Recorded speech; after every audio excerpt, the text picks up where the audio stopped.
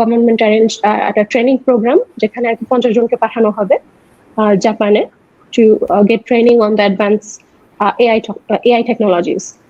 ওদের মেইন আইডিয়াটা ছিল আমাদেরকে যত ধরনের রিসেন্ট টেকনোলজিস আসছে, like machine learning, artificial intelligence, then robotic process automation, then network security, এইসব রিলেটেড যত নলেজ আছে আমাদের অ্যাটলিস্ট ইন্ট্রোডাকশনটা করাবে।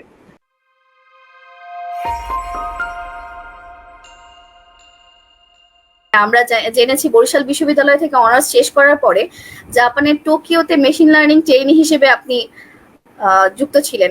সেই ওখানে যাওয়ার পিছনের গল্প, ওখানের গল্প যদি আমাদের সাথে একটু শেয়ার করতেন। হ্যাঁ, শিওর। সো যেটা হয়েছে, আমি জাস্ট আর কি মাত্রই আমার ব্যাচেলার্স তো কমপ্লিট করেছি। সো এখন আমি চিন্তা ভাবনা করবো যে পরে কি করব। এখন ওই সময়ে মানে একদম মানে সেম ওই সময়ে আমি হচ্ছে মনে হয় আমাদের কোনো একটা কম্পিউটার সায়েন্সের গ্রুপে একটা পোস্ট দেখি, পোস্টটা মনে হয় বিপুল দিয়েছিল। সো সে এই যে একটা এরকম একটা ট্রেনিং হচ্ছে গভর্নমেন্টের প্রজেক্টের আন্ডারে, সো ওই ট্রেনিং এর সার্কুলারটা সে আর কি গ্রুপে শেয়ার করেছিল। সো ওখান থেকে আমি দেখে অ্যাপ্লাই করি। অ্যাপ্লাই করতে তেমন কিছু লাগেনি, just CV and something like basic staff লাগছে। সো অ্যাপ্লাই করে দিই। অ্যাপ্লাই করার পরে দেখি যে আমাকে রিটেন এক্সামের জন্য ডাকলো। তো গেলাম রিটেন এক্সাম দিতে ঢাকাতে। এখন আমার তো কোনোই আইডিয়া নেই যে এটা কি কি মানে কি প্রোগ্রাম আর কি ধরনের কোয়েশ্চেন হবে। আই হ্যাভ নো আইডিয়া, মানে আমি কোনো প্রিপারেশনই নিয়ে যেতে পারিনি, কারণ আমি জানতামই না যে কোয়েশ্চেনের প্যাটার্ন কিরকম। মানে এটা ফার্স্ট টাইম হয়েছিল একটা মানে জাস্ট গভর্নমেন্ট অ্যারেঞ্জ একটা ট্রেনিং প্রোগ্রাম, যেখানে আর কি 50 জনকে পাঠানো হবে জাপানে to get training on the advance AI technologies. So যাই হোক, আমি তো মোটামুটি প্রিপারেশন ছাড়াই গিয়েছি। দিয়ে হচ্ছে পরীক্ষাটা দিলাম, ভালোই দিয়েছি। কোশ্চেনও ভালোই ছিল, মানে বাংলা কোশ্চেন ছিল, ইংলিশের কোশ্চেন ছিল, আবার মেশিন লার্নিং এর কোশ্চেনও ছিল, আবার নেটওয়ার্ক সিকিউরিটি কোশ্চেনও ছিল। সো দিলাম, দেওয়ার পরে চলে আসছি। আসার পরে কিছুদিন পরে আমি টেক্সট পাই যে you have been selected, just bring your passport and come here. তারপর আমি গেলাম, আবার বরিশাল থেকে আবার ঢাকায় দৌড় দেওয়া লাগছে, জাস্ট মানে within few short time, few days আর কি। তারপরে দৌড়াদৌড়ি করে আমরা গেলাম, ঢাকায় গেলাম। তারপরে ওখান থেকে আমাদের পাসপোর্ট কালেক্ট করে ওখান থেকে আমাদের ভিসা দিল। ভিসা দেওয়ার কাজটাও হচ্ছে গভর্নমেন্ট থেকেই আমাদের কন্ট্রোল ছিল। আমাদের গ্রুপের 50 জনের পাসপোর্ট নিয়ে গিয়ে তারা ভিসা করে তারপর আমাদেরকে দিয়েছে।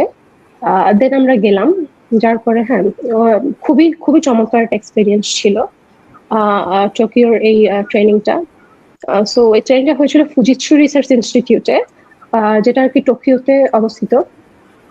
তো ওদের মেইন আইডিয়াটা ছিল আমাদেরকে যত ধরনের রিসেন্ট টেকনোলজিস আসছে, like machine learning, artificial intelligence, then robotic process automation, then network security, এইসব রিলেটেড যত নলেজ আছে আমাদের অ্যাটলিস্ট ইন্ট্রোডাকশনটা করাবে।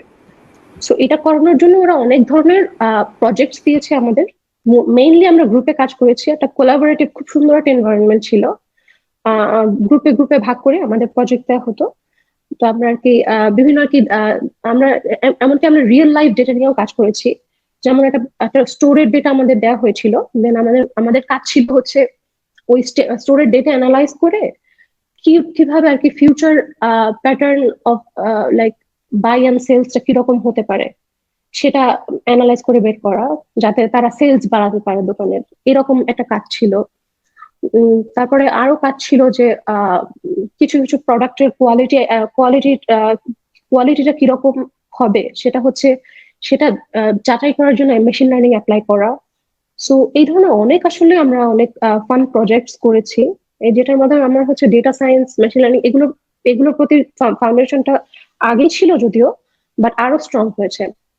আর ওভারঅল জাপানের কালচারাল একটা এক্সপেরিয়েন্স, তারা অনেক জায়গায় আমাদের ট্যুরে নিয়ে গিয়েছে, অনেক ফ্যাক্টরি ভিজিট ছিল। সো এগুলো সব মিলিয়ে খুবই চমৎকার একটা এক্সপিরিয়েন্স ছিল। মোর ওভার আমরা হচ্ছে জাপানিজ ল্যাঙ্গুয়েজও শিখি, সেই জন্য আমাদের কি স্কুলে জাপানিজ ল্যাঙ্গুয়েজ স্কুলে আমাদের অ্যাডমিট করানো হয়েছিল, সেটাও শিখি।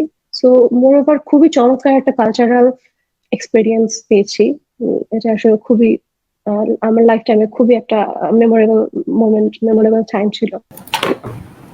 জি আপু, আমি জিজ্ঞেস করছিলাম যে আপনাদের যে এই যে টোকিওতে মেশিন লার্নিং এর ট্রেনিং করেছিলেন, এটা কতদিনের ছিল? এটা ছিল 3 মাস। 3 মাস।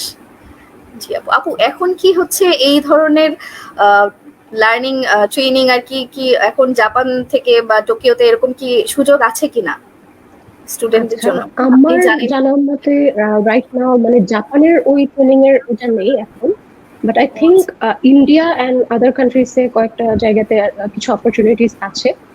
এটা আসলে বাংলাদেশের কি জানি একটা ওয়েবসাইট আছে, আই থিঙ্ক হায়ার স্টাডিজ এর জন্যই একটা ওয়েবসাইট আছে বাংলাদেশ গভর্নমেন্টের। সো এটা গুগল করে সার্চ করে দেখতে পারো, আর ওখানে জি সব সার্কুলার্স এগুলো রিলেটেড যে সার্কুলার্স এগুলো হচ্ছে চলে আসবে। জি আপু।